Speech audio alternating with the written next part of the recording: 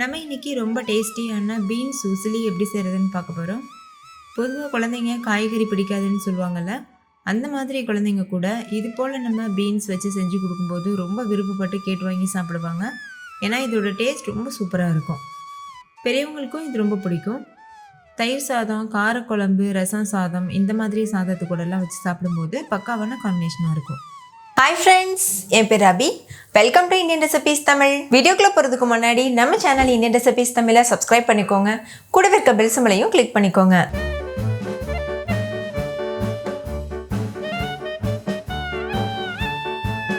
First இந்த recipe பண்ணுறதுக்கு ஒரு கடாய் சூடுபடுத்திக்கோங்க. கடாய் நல்லா சூடாயிட்ட பிறகு 2 டீஸ்பூன் எண்ணெய் சேர்த்துக்கோங்க. நான் தேங்காய் எண்ணெயில் செய்கிறேன், நீங்கள் எண்ணெய் வேணாலும் யூஸ் பண்ணிக்கலாம். எண்ணெய் நல்லா சூடாயிட்ட பிறகு 1 டீஸ்பூன் கடுகு சேர்த்துக்கோங்க. கடுகு நல்லா பொரிஞ்சதுக்கப்புறமா 1/4 கிலோ அளவு பீன்ஸை பொடியாக கட் பண்ணி வச்சுருக்கேன், அதை சேர்த்துக்கோங்க. சேர்த்துட்டு லோ ஃப்ளேமில் வச்சு ஒரு 2 நிமிஷத்துக்கு அந்த எண்ணெயிலேயே அந்த காய் வதங்கட்டும். 2 நிமிஷம் நல்லா வதங்கியிருக்கு. இப்போ இது கூட 1/4 டீஸ்பூன் மஞ்சள் தூள் சேர்த்துக்கோங்க. சேர்த்துட்டு இது நல்லா மிக்ஸ் பண்ணிடுங்க. மிக்ஸ் பண்ணிவிட்டு காய் முங்குற அளவுக்கு தண்ணி சேர்த்துக்கோங்க. தண்ணி சேர்த்து நல்லா கலந்துக்கோங்க. இந்த ஸ்டேஜில் இது கூட ஒரு 1/2 டீஸ்பூன் உப்பு சேர்த்துக்கோங்க. நான் உப்பு சேர்த்துருந்தேன், ஆனால் வீடியோவில் காமிக்கலை. நீங்கள் கண்டிப்பாக இந்த ஸ்டேஜில் உப்பு சேர்த்துட்டு மிக்ஸ் பண்ணிக்கோங்க. அப்போ தான் காயில் நல்ல உப்பு பிடிச்சி வரும். மிக்ஸ் பண்ணிவிட்டு மூடிட்டு பீன்ஸ் நல்லா வேகிற வரைக்கும் வேக வச்சுக்கோங்க. லோ ஃப்ளேமில் மீடியம் ஃப்ளேமில் மாற்றி வச்சு வேக வச்சுக்கோங்க. இடையிடையில் கலந்து விட்டுக்கோங்க. இன்னொரு பக்கம் 200 கிராம் அளவுக்கு கடலைப்பருப்பு எடுத்து தண்ணியில் நல்லா வாஷ் பண்ணிவிட்டு ஒரு 1 மணி நேரம் நல்லா ஊற வச்சு வச்சுருக்கேன். இப்போ அந்த கடலைப்பருப்பு நல்லா ஊறி இருக்குது. அந்த தண்ணியிலேருந்து வெளியில் எடுத்துகிட்டு ஒரு மிக்ஸி ஜாருக்கு மாற்றிக்கோங்க.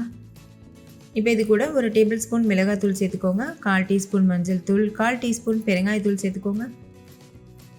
1 டீஸ்பூன் உப்பு சேர்த்துக்கோங்க. சேர்த்துட்டு குறைப்பாக அரைச்சி எடுத்துக்கோங்க. தண்ணி சேர்க்காமல் இந்த மாதிரி அரைச்சிக்கோங்க.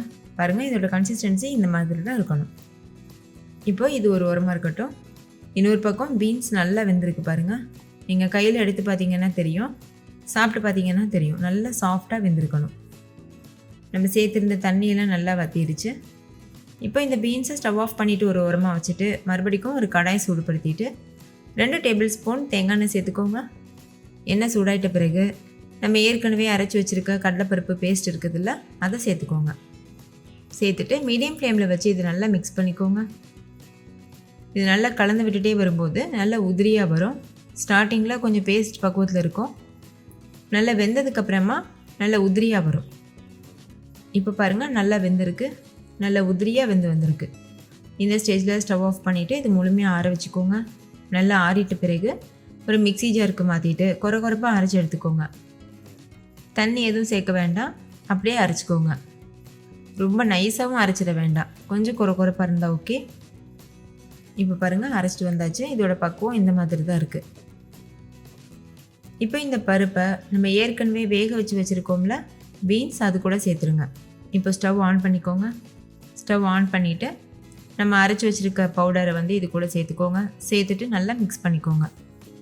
நல்லா கலந்துட்டு ஒரு 5 நிமிஷத்துக்கு மீடியம் ஃப்ளேமில் வச்சுட்டு நல்லா வேக வச்சுக்கோங்க. இடையில கலந்து விட்டுட்டே இருக்கணும்.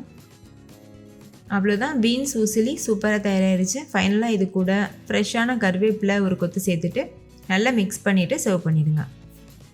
ஓகே ஃப்ரெண்ட்ஸ், இந்த வீடியோ உங்கள் எல்லாருக்கும் ரொம்ப பிடிச்சிருக்குன்னு நம்புகிறேன். பிடிச்சிருந்தா லைக் பண்ணுங்கள், உங்கள் ஃப்ரெண்ட்ஸ் கூட ஷேர் பண்ணுங்கள். நீங்களும் வீட்டில் செஞ்சு பார்த்துட்டு டேஸ்ட் எப்படி இருந்ததுன்னு கமெண்ட்டில் சொல்லுங்கள். தேங்க்யூ, பாய்.